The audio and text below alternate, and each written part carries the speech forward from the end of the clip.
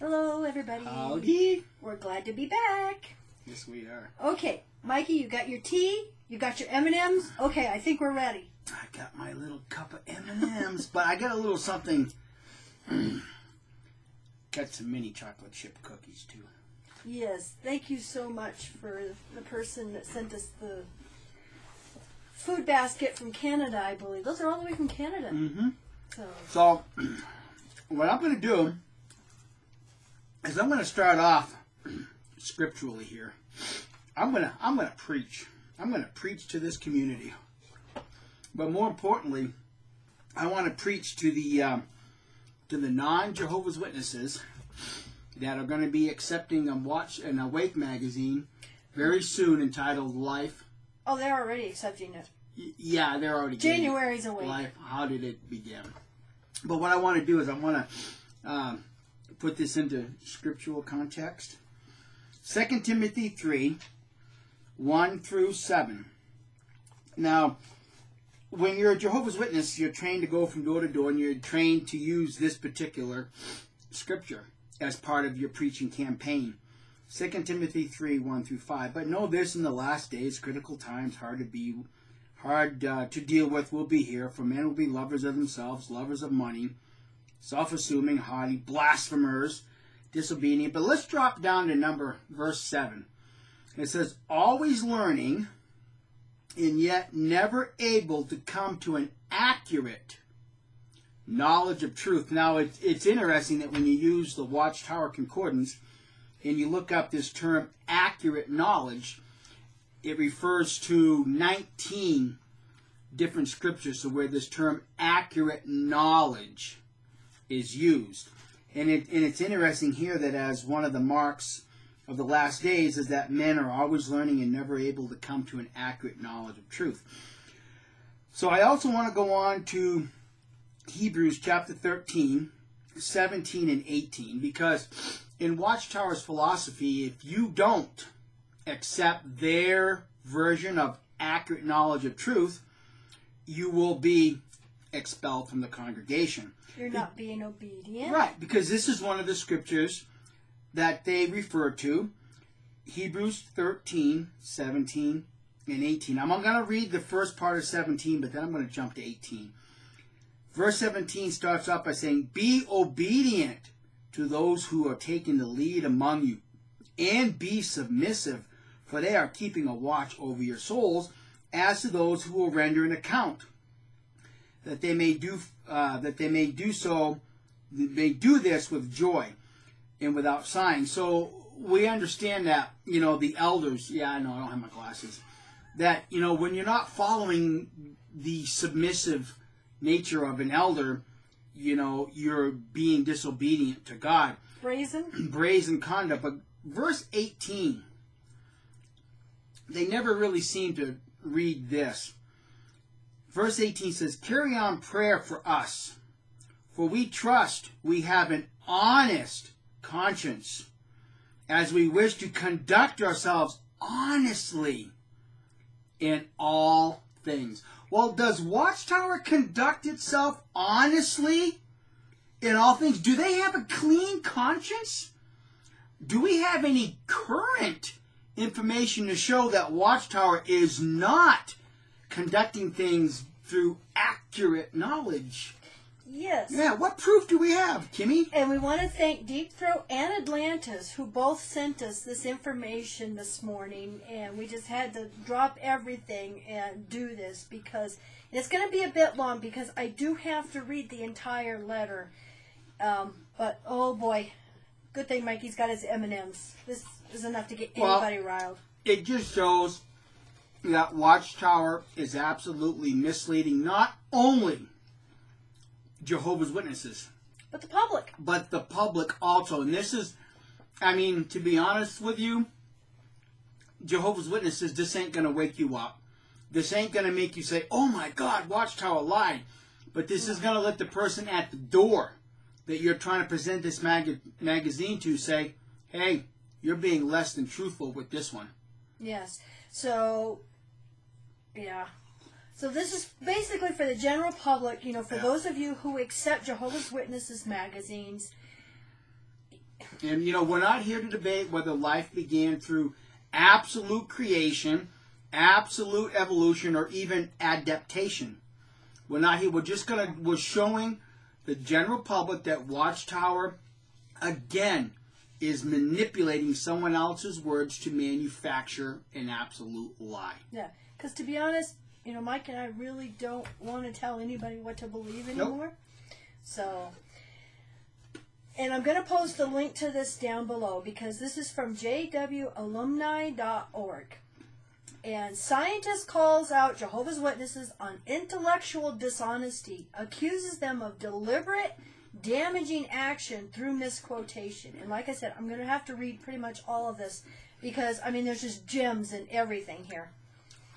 So as Kim's reading this, I want the general public to realize that, again, whether you believe in evolution or creation, that's not the issue. The issue at hand is Watchtower is misquoting to manipulate you to believe something other than what the author of the work is actually saying. Yes. And it's deliberate. Yeah, deliberate dishonesty. Okay, in a current edition of Awake magazine, it is the January 2015, Jehovah's Witnesses try to make a case in favor of creation and against evolution. Instead, they end up being publicly shamed for perpetuating false support by renowned scientist Rama Sinj. And I apologize if I did not pronounce that correctly. Professor Rama Sinj, Jehovah's Witnesses intellectually dishonest. Right in the introductory article, they quote an evolutionary biologist who seemingly and quite surprisingly supports their cause. Have a look at the screenshot from Awake, January 15th. And like I said, it's in the article, and I'll post the link below. And here's the quote. Some might assume that a scientifically minded person would pick evolution and that a religious person would pick creation, but not always. Rama Sinj, a professor of biology at Canada's McMaster University, says the opposition to evolution goes beyond religious fundamentalism and includes a great many people from educated sections of the population.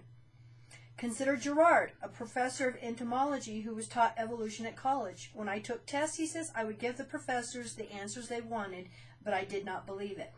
Now, we're also going to mention this Gerard here later because here's another little, as Evie says, some more pretzel twisting that Watchtower does. Yeah, and you notice they just use his first name, Gerard.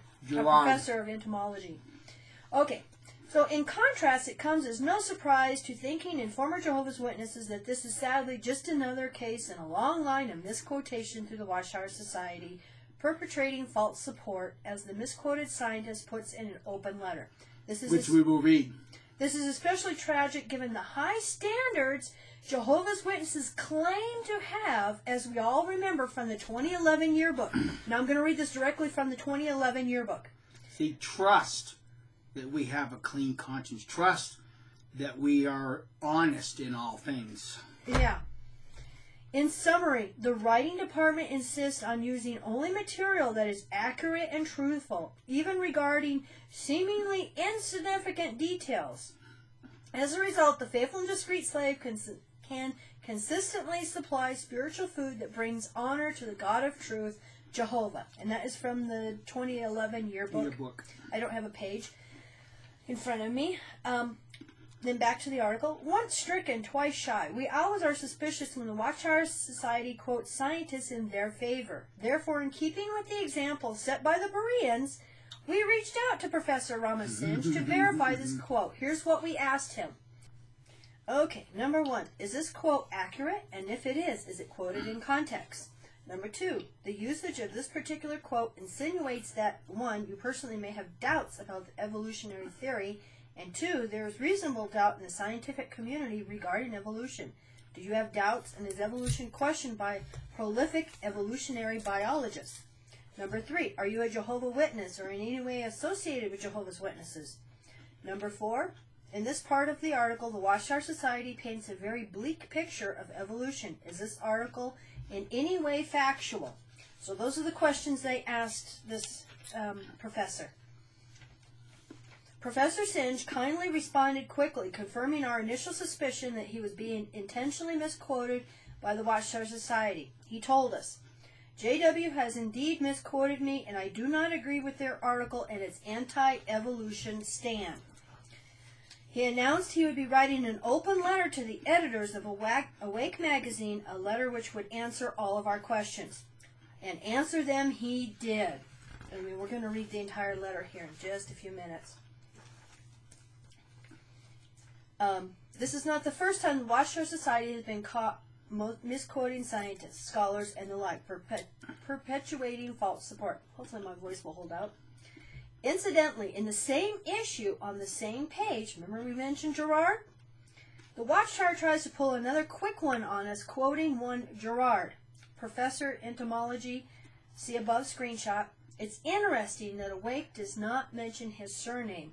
Even more interesting, the German issue does. Oops. His name is Gerard Hertel. The seemingly insignificant detail, he's a Jehovah's Witness. Oops. You got caught red-handed this time, Watchtower. Yeah. Your hands right in the cookie jar. Gerard Hertel, PhD, 75, retired in January of 2001 after 35 years with the USDA Forest Service, but he's certainly been busy since then. Hertel writes that he now spends his time teaching the Bible as one of Jehovah's Witnesses, getting to know his wife of 33 years, Bobby, a little better, and serving as an adjunct professor in the Department of Biology at West Chester, Pennsylvania University in his home community. So much for transparency. Once again, the Watchtower Society has been caught with their pants down. Yep. As pointed out on Reddit, this may have been the good person who got the ball rolling. Although we discovered this and wrote to Professor Singe independently, we would like to give credit where credit is due. Okay, now here is the entire letter that Dr. Sims wrote to Watchtower. This is an open letter that he has written, and it says, an open letter to Jehovah's Witnesses, editor of Awake magazine. Jehovah's Witnesses, dear editor, I'm writing to protest your Awake magazine article, The Origin of Life, 5 Questions Worth Asking, dated January 2015, in which you have misquoted me by taking half a sentence out of context from my article on evolution. Contrary to what you imply, I do not support a creationist view, nor do I suggest that even a minority of scientists support such a view. Anyone who reads my article can see that I fully support the theory of evolution. Parentheses, Singe 2011. In my article, I follow the paragraph from which you have misquoted me with material showing why the facts of evolution are hard to comprehend for many people. My article is meant for people who want to understand evolution but who do not have the expertise to do so, not for creationists like you who oppose evolution on religious grounds. Your misquotation amounts to intellectual dishonesty and reflects on your character and dignity as editor as well as a man of God. I can understand that you do not accept evolution as an explanation for the biodiversity on this planet, but I cannot understand why you would knowingly misuse a scientist's work to make him appear supporting the creationist point of view. So Watchtower has fabricated another lie, just like they did with the cross in misquoting the Imperial Bible Dictionary about Jesus dying on a stake versus a cross. So they haven't changed their spots at all. Okay, back to the letter. I have received inquiries from many evolutionists, atheists, and former members of your organizations, XJWs, who brought the above misquotation to my attention. I agree with them that your misquotation of my work is deliberate and meant to convince your followers in the truth of creationism by perpetrating false support from scientists. So I am asking you to first remove the misquotation from your article immediately, and second, print an unconditional apology for what I consider as a deliberate damaging action on your part to my I reputation. think you should just frickin' sue them. Yeah. Sue them. The goal of religion is to seek truth, to remove ignorance and fear, not to perpetrate myths and lies. As a man of religion, you may have the need for God, and as a man of science, I may not. But we both should be on the same side when it comes to the pursuit of truth. Agreed. Believers need truth as much as non-believers do. I love this next part. If I may suggest, as an organization, you should stop wasting your time in perpetrating lies against evolution. Religion and science need each other. As Einstein remarked, religion is lame without science, and science is blind without religion. Religion and science are both driven by reason, but they operate in different domains. Exactly. Religion seeks absolute truth. Science proceeds through incremental steps. Religion is the reason to keep science marching. The Catholic Church and its leaders, including Pope Pius XII, Pope John Paul II, and most recently Pope Francis, have, albeit slowly but progressively, accepted evolution and do not see conflict between religion and science. God is not a magician, as Pope Francis said, and it's insulting to human intelligence to put everything at God's door. Jehovah's Witnesses should feel liberated in supporting evolution, as it would free you from proselytizing false doctrine and allow you to dig deeper into the meaning and the mystery of life.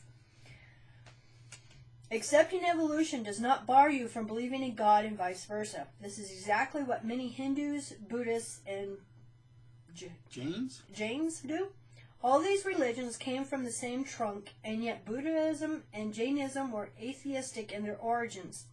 Hindus' theory of reincarnation, making God progressively appear in the different eons in the form of fish, turtle, boar, lion, a small man, a full man, Rama, Krishna, Buddha, and the future Kalki, represent an evolutionary ladder in higher organisms. According to Hindu texts, there are 8.4 million life forms, and the life in all of them comes from the same source, implying a common origin. The literal theory of rebirth, meaning life, going through all 8.4 million life forms, is obviously an evolutionary progression up the ladder of life. Hindus have no problem with believing in evolution and God at the same time. Okay, now he goes on to talk about Gandhi and more of a religion. And then down here says, the world has changed and so should religion. A religion that does not change and adapt with time is doomed to become irrelevant. Rescuing religion from irrelevance is the dominant problem of today. Your organization has a large following, and you can use them constructively to bring science and religion together. The great enterprise of science and religion is too important and too interdependent to be driven by religious manual. Your love of God need not blind your reason. In closing, I say to you what I say to my students. To understand other subjects, you need to study them. To understand evolution, you need to study and meditate on it. And then Rama Sinj, Department of Biology, his address. McMaster University. It gives his address and his email. So, well, there again, Watchtower. If you have to misquote to have accurate knowledge, then really, how accurate is your knowledge? See, you don't have the truth if you have to be misquoting other people's work. What you have is a big fat zero. Well, you have nothing. Well, the way he said they took out half his sentence, that is lies. That is perpetrating lies. That's half-truths and lies. So let's repeat what the 2011 yearbook says. In summary, the writing department insists on using only material that is accurate and truthful, even regarding seemingly insignificant details. As a result, the faithful and discreet slave can consistently supply spiritual food that brings honor to the God of truth, Jehovah. See, and yet Jehovah's Witnesses, you trust that Watchtower has an honest conscience. They don't. They have no conscience. If they have to misquote somebody to put out a stupid little article on the origins of life, then Watchtower does not have a clean conscience. Now, with an organization that is progressively telling you all the time, oh, we're directed by God's Holy Spirit. See, we have the truth. How could God bless this? How, if you continue to believe that God can bless this, then you don't know God any more than you don't know anything about evolution. Yeah. See how the two can go together? Yeah, exactly. You don't know God if you think he's backing this bullshit that Watchtower's pulling. God would have nothing to do with perpetrating lies like Exactly. Wake up and leave and find the true origin of life. It's not the Watchtower and Babel Crap Society. And for the general public who accepts, their magazines, or who may be, a return visit, where they keep calling on you, and you think they're really nice people and have Bible truths, please do your research. Do your research. Do your research. This has blatantly been exposed. Yes. And Mike and I were raised as Jehovah's Witnesses, so for all of you apologists and JWs down below that say we don't know what we're talking about. Yeah, right. Oh boy, you are right. so You're wrong. so mistaken. You're so wrong. We're the 1975 generation. Yeah. There's so many things we could tell you. Yes. So, all right. So now, I guess all we got to do now is come up with a title that just absolutely forces that Jehovah Witness to click, huh? Never know. I have to give that some thought. So you all have a great weekend.